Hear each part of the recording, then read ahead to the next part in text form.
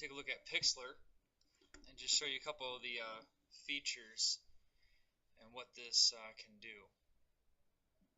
Now there are two Pixlr editors. There's a lighter version that really is just if you want to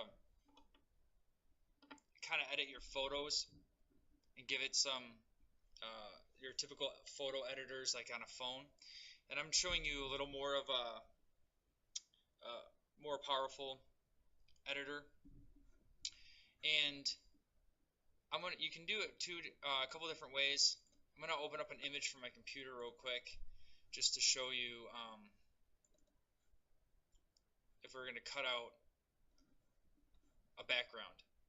A lot of times we want an image that we want to put in like a newsletter, or we want to cut out a logo to use.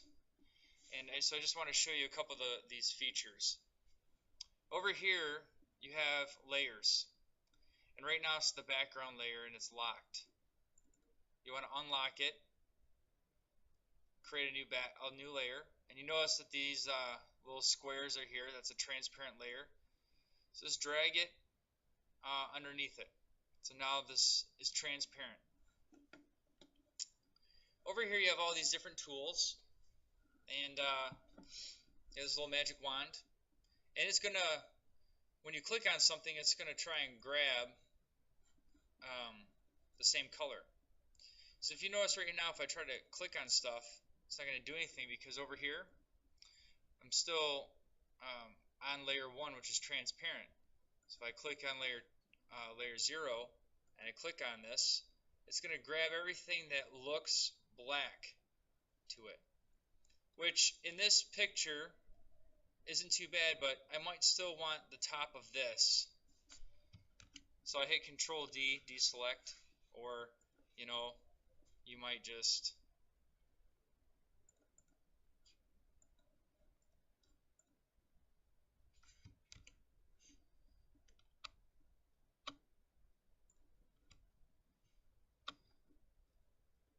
so if I hit delete, I've deleted all of this, and now I can see those boxes underneath of that layer. I click over here, grab that side, I hit delete. Now I've cleared it out, and I've almost got this sweater the way I want it.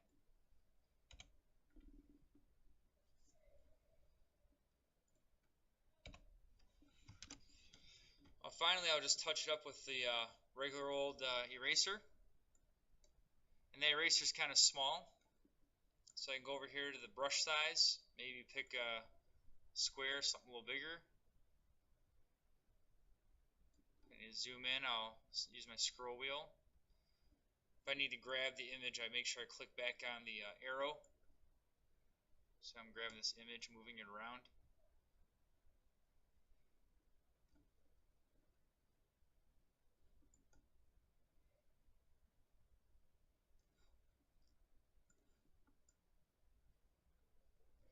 Now anything that's left here, when you go to place it on something, is going to show through.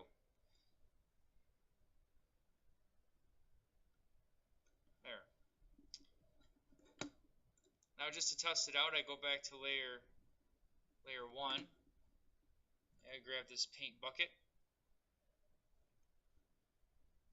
On layer 1 now, I'll paint bucket and I'll fill it in, and now I can just see it all filled in. Or if I want to use white, I fill it in with white, and I can see if there's any little black specks left. Now that I kind of have my image cut out, I can see there's some little black specks down here, so I click back on layer 0. And, oops, Control Z, undo. Alright.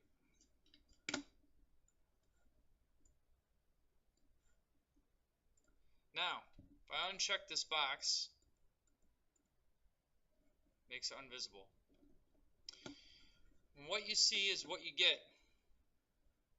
So this is what I want. Imagine this is your school logo. Imagine if this is an image you want to put in your newsletter, or this is something you want a student wants to put in their project, an image, and you don't want that white background, you want that white box. And this is how we want it now. I'm going to go over here, I'm going to save it. Saving it, I have these different photos, I have these different options. I'm going to need to pick a name and a format. If I pick JPEG, it's just going to fill in the rest of this background with a white background. Okay, but I'm going to pick a PNG file, which is a transparent, which means it's going to keep just what I see and give me just this image. And I'll pick a spot to save it, and there it is. Now when I go to put that into another program, it's going to be just a sweater and nothing else. And let me just show you one other quick thing. If I were to type with this program,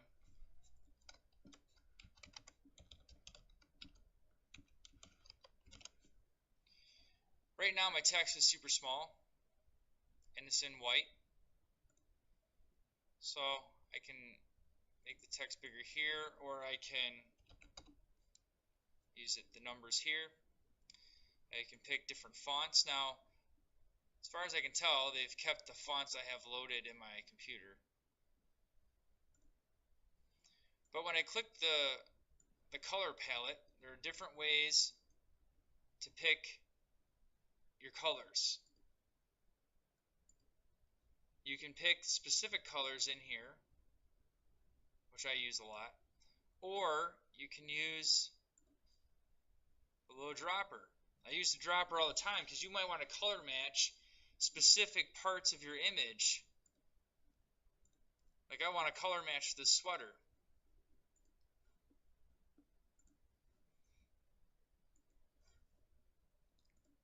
Now I have a text layer, a background layer, and a sweater layer.